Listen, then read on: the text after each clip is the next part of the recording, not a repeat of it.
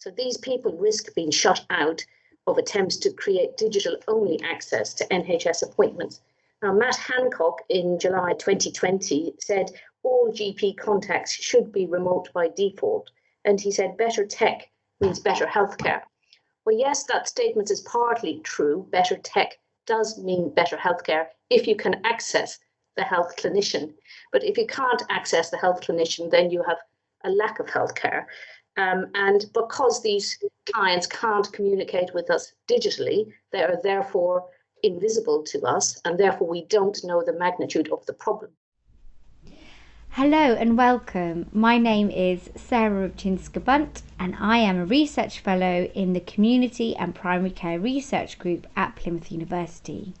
You are listening to the first podcast in a series that's asking what the pandemic has taught us about the impact of remote primary care service on patients with complex health and social care needs. In this podcast, I'm joined by 3 clinicians from 3 different primary care practices.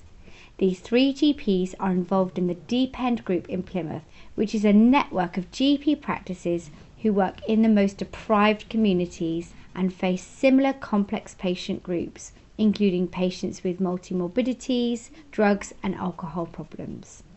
In this first podcast, I'll be asking them to discuss potential solutions and recommendations to improve patient access to primary care that have arisen from the Remote by Default study led by Trisha Greenhalgh. The Remote by Default study looked into the rapid shift to a remote service during the pandemic when general practice shut their doors to decrease the footfall into the surgery and reduce infection. Patients have been describing their symptoms online or by the telephone and were triaged into video, phone or in-person appointments. Those with complex health and social care needs, that is, those with multimorbidities, common mental health problems, substance misuse, are likely to be the heaviest users of services, but also the more likely to be digitally excluded. To discuss this further, we've assembled a group of esteemed GPs, all who have a wealth of experience and expertise in primary healthcare between them. Joining us on the line is Dr. Daniel Corn, who is a GP at Pathfields Medical Group in Plymouth, through which he runs a weekly chronic pain and complex needs clinic. He is the education lead for Devon Training Hub, a tutor at Plymouth University, and has a particular interest in working on projects to improve the delivery of healthcare for the most vulnerable populations. Dr. Carmel Irvin-Boyan is a senior partner GP at North Road West Surgery in Plymouth and is the practice lead for clinical prescribing and chronic disease lead for student and physician associate education, a GP trainer and program lead at Plymouth University, and a board member of her local primary care network. In 2019, she featured in a Panorama documentary programme highlighting funding inequalities in inclusion medicine, which led to a parliamentary debate with Plymouth's Member of Parliament Luke Pollard arguing for more resources to recruit and retain GPs working in areas of deprivation with complex health and social care needs. And also we're joined by Dr. Pia Martinez. She is a GP at Adelaide Street Surgery in Plymouth and offers an outreach service once a week in a local hostel with homeless and substance misuse populations. Dr. Pia Martinez is also a GP appraiser and small group facilitator and academic tutor at Plymouth University. So my first question is about thinking about access.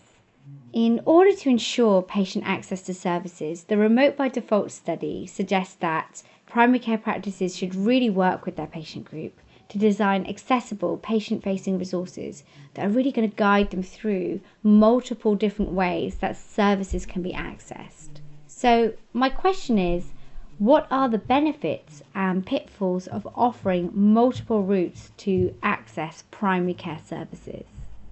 So I think that providing a variety of means by which patients can access us just manages to tend to those different needs and those different groups. And is there a risk at all that a surge in one type of access, though, will overwhelm capacity to manage patient demand if people are given multiple routes of access? I think initially there was the risk that there was this kind of unfiltered access via e-consults. There was no limitation to them. So unless we put a limit on them or what we could conceivably manage in the day clinic, then there was almost open access. It needs to be managed in order to kind of make sure that we can manage that workload. Some patients report to me that they can't even manage to stay on our waiting line to get a slot because their credit runs out. If you're starting to talk about internet use with credit, that becomes another major factor or barrier. And you need to be able to maintain that, because it's not just that you're going to use the service perhaps for an e-consult, but you need to have the internet in order to receive the response. So it's making sure that there's that consistency there. So you have to think about the device, you have to think about the credit, and then you have to think about the ability to use that device. And I think Pia again touched on this, maintaining the device, the battery, if your battery supply to keep it charged, looking after it, getting lost, etc. So there's a load of factors in there. My practice is very much a deprived population. I mean, I'm sure we all are, but we haven't had to deal with a lot of e-consults. In an afternoon surgery, I will get one or two. I think when the pandemic came in, we thought would be a problem, but actually didn't turn out so much to be a problem, was doing so much of the consults on the phone. I actually found some of my most deprived patients did very well on the phone. And some of them, if they were more anxious, probably found it a lot more comfortable. So for instance, my patients that I see at the hostel, who I would normally have seen at the hostel, I spent a whole year of not going there and just doing it mainly on the phone. So some patients there I would be consulting with, and they would be sitting in their rooms at the hostel. When I go to the hostel, I always see them in the health room, which is kind of like a doctor's room. So the patients were able to sit in their room, and there's one particular patient I'm thinking of who's extremely anxious, and for her it worked really well. And there were several examples of that. So I think it probably didn't feel that confusing for the majority of people, because majority of people, e-consult was kind of irrelevant. My appointments that I do at the hostel, we also have the BCHA workers. So they were kind of managing it for me. I think it wouldn't have worked half as well if they hadn't been. In normal pre-pandemic, post-pandemic, they take a list of patients who need to see me on a Thursday morning. So they were continuing to do that. So I would ring them, I would speak to a member of staff and say, who have we got for this morning?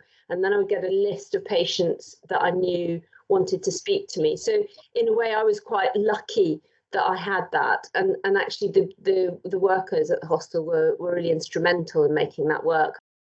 It felt like it actually would be good to sometimes be able to see the patient while they were speaking, so video. That was quite a problem. We tried using the hostel mobile phone, and you notice here that I'm not jumping to thinking about the patient's mobile phone, because in my cohort, that is an extremely unreliable situation. If they've got a mobile phone, it's probably run out of credit. Quite often it's lost, been pawned, whatever. They're kind of between mobile phones and also between phone numbers. So, you know, if I was trying to ring a patient on their own phone number, I would say at least half of the time that phone would be out of use. So I was ringing the hostel. The hostel was finding the patients, and then I was speaking with them. I was aware that it would be nice to be able to offer video consultations. We tried the hostel mobile phone, but the picture was so awful that it was way worse than just doing an audio. There just wasn't enough Wi-Fi coverage. So we knew that we needed a laptop or something of some kind. Their laptops that they had at the hostel, which they did have in the room they were using, were way too old. They couldn't cope. You know, they were ancient. So these people risk being shut out of attempts to create digital-only access to NHS appointments. Now, Matt Hancock in 30th July 2020 said all GP contacts should be remote by default. And he said better tech means better healthcare. Well, yes, that statement is partly true. Better tech does mean better healthcare if you can access the health clinician. But if you can't access the health clinician, then you have a lack of healthcare. And because these clients can't communicate with us digitally, they are therefore invisible to us, and therefore we don't know the magnitude of the problem. And this is an application of the inverse care law, Julian Tudor Hart, who said that the people who most need services get least. Now, like Pia, I'm in a practice of a deep end practice, as it's called, which has a high focus on inclusion medicine. So we're in the top 1% of deprivation statistics in the country. We have a significant proportion of our patients with severe mental health problems, severe learning difficulties, or just individuals like those mentioned in the original charity who don't have access to the internet. So the problem is one of access. Clearly defined access needs to be advertised, whichever route you're using, whether it's digital or telephone, and it needs to be advertised at every portal. So on the door, on your literature, on your website.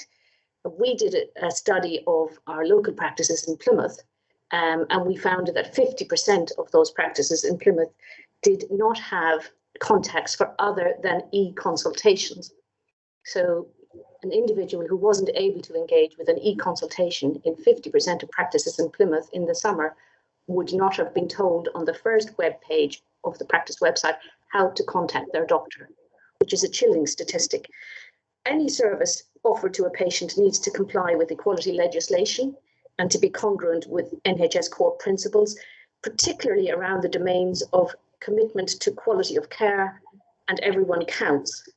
And it should not require a challenge for people to access a GP without IT facility, because this would be a clear breach of NHS core values and GMC safety, quality and communication standards. So there's a major problem here about access and a major problem about compliance with NHS quality standards in making services digitally exclusive.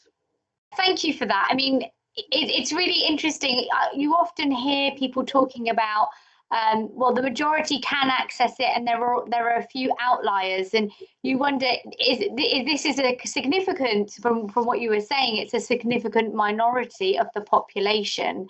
And they can't all then be seen as a few outliers that can't access those services. So thank you very much for pointing that out. I'm going to move on to my second question now, in and around the role of a digital champion.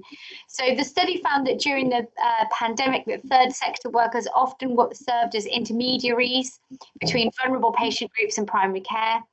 And NHS Digital recommend this upskilling of third sector workers to offer digital support to digitally excluded populations.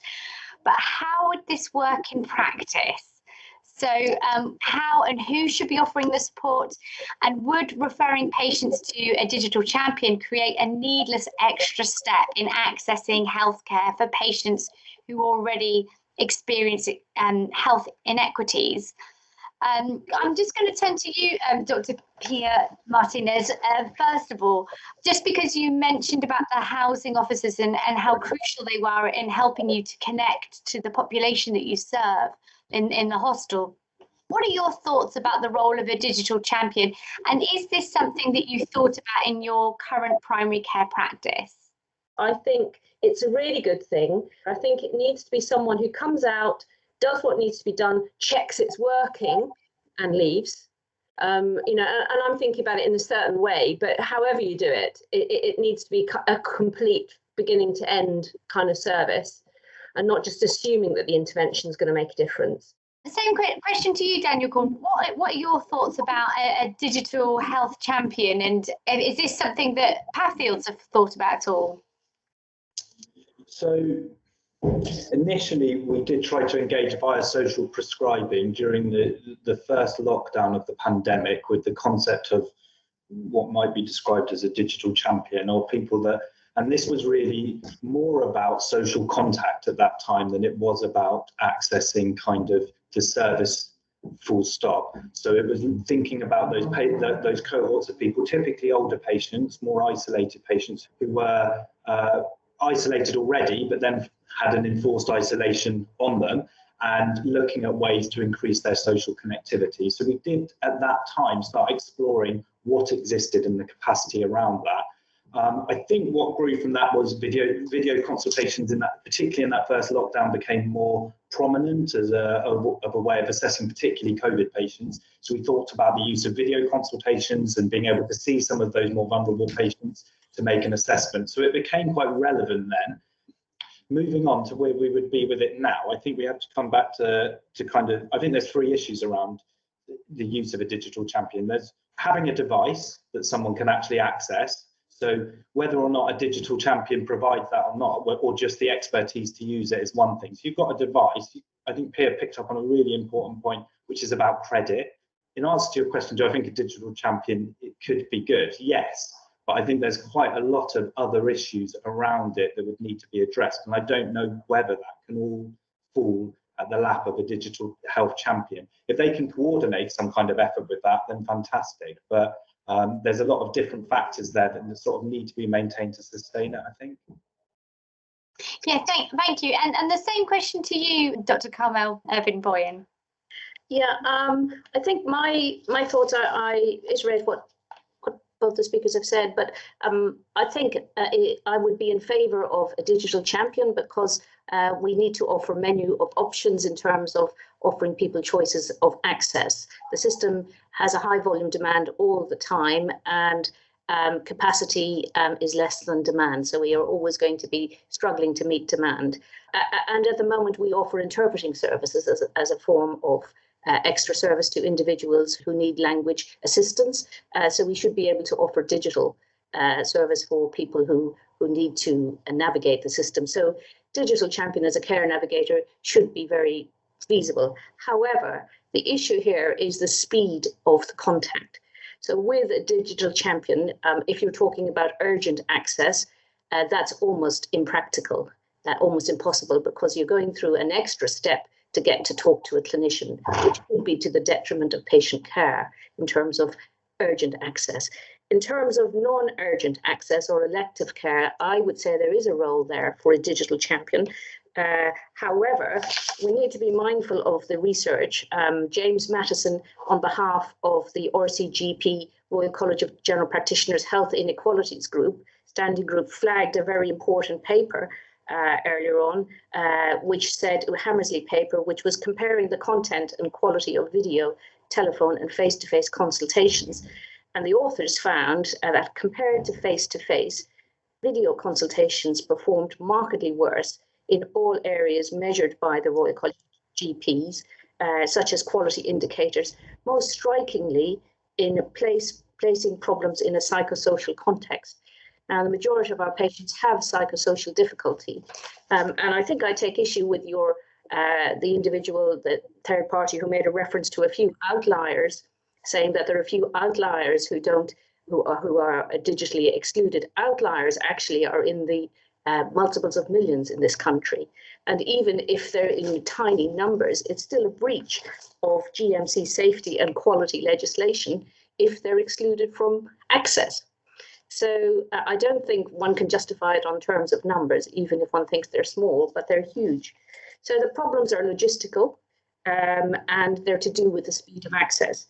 And also the quality of the digital consult that ensues from that has, at the moment, less good quality evidence about the psychosocial problems of the individual. Yes, thank you so much for that.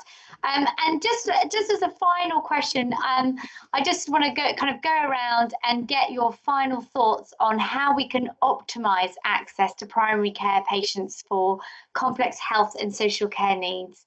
Dr. Daniel Corn, if we could start with you first. I mean, it's going to be a combination of things, really. But if we go back to what Carmel was saying at the start, we have to get the access right, and in order to optimize its use, it has to first and foremost be accessible to everyone and to and to our most vulnerable populations first of all. Otherwise, as Carmel says, we are just adhering to the inverse care law, that those that can access will get more access, or have, and those that struggle with this will continue to sort of struggle to access services around. Yeah, digital champions could have a role in optimising it, but as Carmel says, a great deal more needs to be done in ensuring that there's equitable access to that kind of technology. Thank you. And Dr. Pia Martinez. Close to where my surgery is, we've got a charity called Oasis, who run a cafe. They also do the food bank. They were doing computer training pre-pandemic. I know that they pretty much closed down apart from the food bank during the pandemic itself. There's a perfect opportunity there for them to offer training to help upskill people to be able to access their GPs. Since they obviously have the people there already to do computer training. So those are three concrete things that I would love to see. Thank you. And then same question to you, Dr. Carmel Irvine-Boyen. How can we optimise access in primary care for complex needs patient groups? Well, I think the first step needs to be clear communication about the types of access. This menu of options we've talked about, people need to be aware of how they can contact a clinician urgently or less urgently, and that needs to be advertised. And as I said earlier, in this survey in Plymouth, 50% of surgeries did not have telephone contact on the page 1 of their website. So I would want whatever means of communication is available to the patients, all of those to be promoted widely and equally. So this pulls us away slightly from the then Health Secretary's enunciation that first contact with general practice should be digital. That's all we have time for on this podcast. Many thanks to my guests, Dr. Daniel Corn, Dr. Carmel Irvine-Boyen, and Dr. Pia Martinez. Join us next time where we're going to be talking about ensuring the most appropriate appointment type and what does best clinical care look like for patients with complex health and social care needs. Thank you. Bye.